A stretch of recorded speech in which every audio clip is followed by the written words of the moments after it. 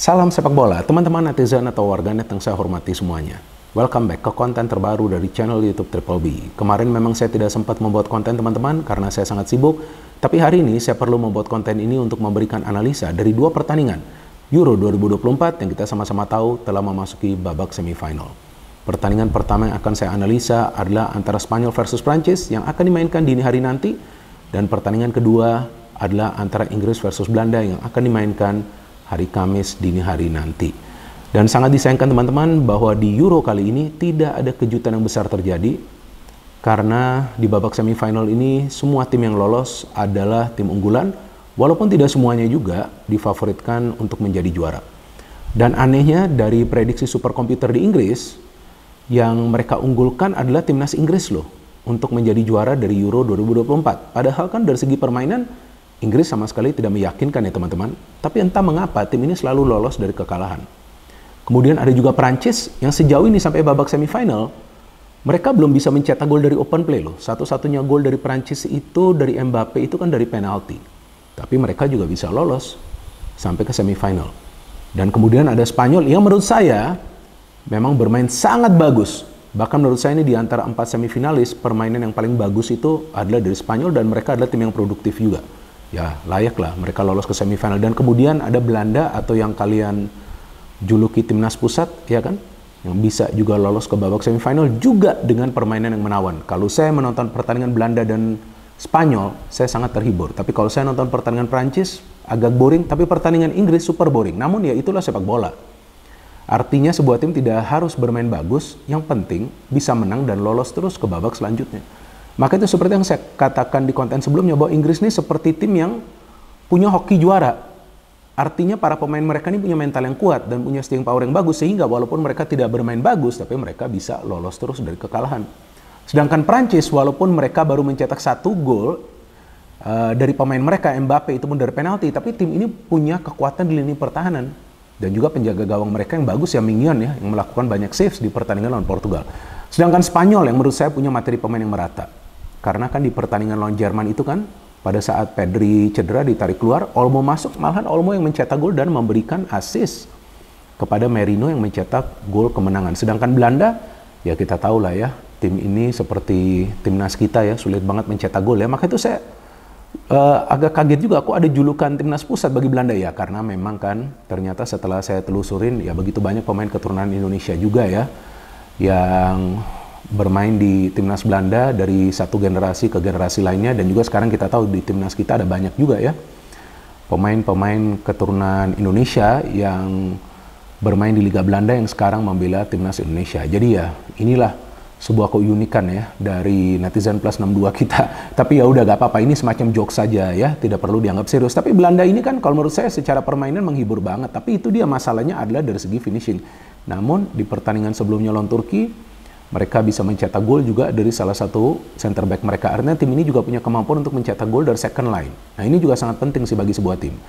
Nah pertandingan pertama yang akan saya analisa adalah antara Spanyol versus Prancis, yang menurut saya adalah pertandingan yang layak juga sebagai pertandingan final. Jadi ini adalah final kepagian nih kalau menurut saya nih teman-teman. Karena dua tim ini ya adalah tim yang kuat, mereka punya pemain-pemain yang bagus, dan Prancis juga punya materi pemain yang merata sih ya, karena walaupun Kylian Mbappe sempat tidak bermain, tapi tim ini juga ya tidak kalah gitu. Artinya Prancis sejauh ini belum mengalami kekalahan, kan beda dengan Belanda ya. Belanda sudah kalah 1 kali lawan Austria ya. Kemudian Inggris juga sejauh ini solid, Spanyol juga sama. Nah ini kan menarik ya, Prancis ketemu Spanyol ya.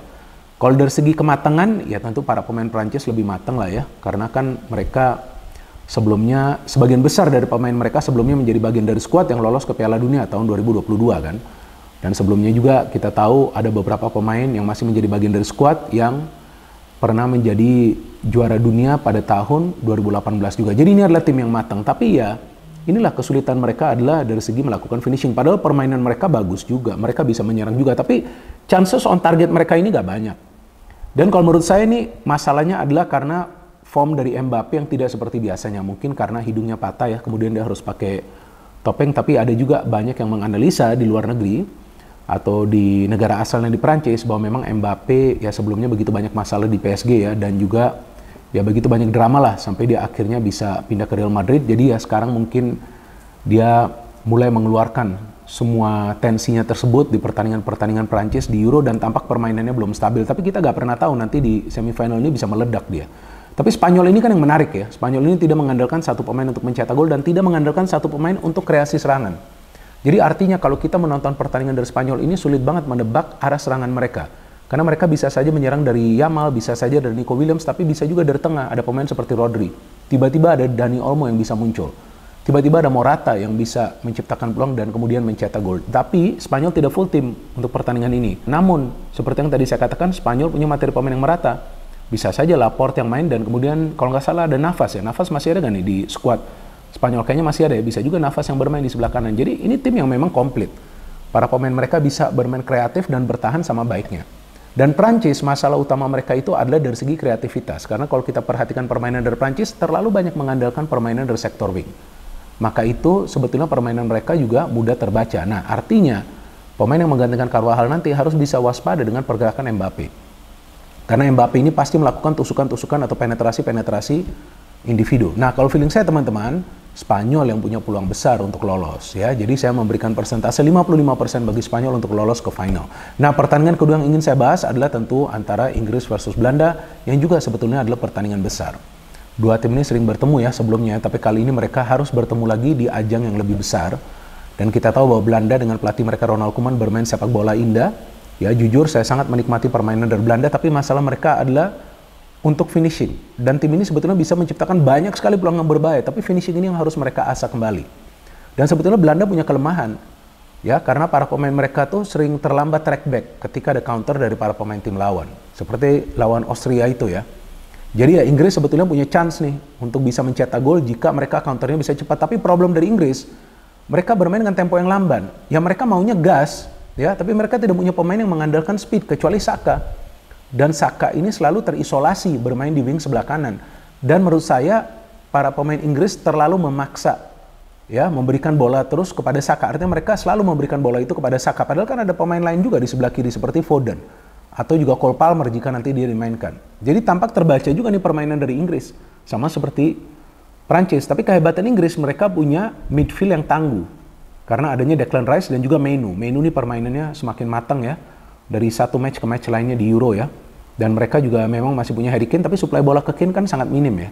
Dan defense Inggris nih yang sebetulnya nih, waduh, ngeri-ngeri sedap nih. Ya, ngeri-ngeri sedap. Saya tidak melihat defense dari Inggris ini kuat, tapi penjaga gawang mereka Pickford gak buruk juga. Jadi untuk pertandingan ini teman-teman, feeling saya Inggris bisa saja membuat kejutan dan lolos ke final. Nah, memang saya juga mengikuti tren di sosial media yang menginginkan bahwa final ideal di Euro kali ini adalah Spanyol versus Belanda. Saya juga menginginkan Spanyol versus Belanda, tapi kan ini adalah feeling saya.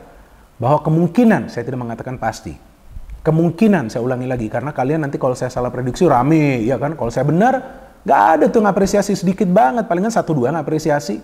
Nah, jadi harus balance dong ya. Walaupun kan saya prediksi seperti ini juga gak ada ruginya kalau menang pun atau kalau benar ataupun kalau salah kan gak ada ruginya dan gak ada untungnya juga ya. Saya hanya berani memberikan prediksi ya.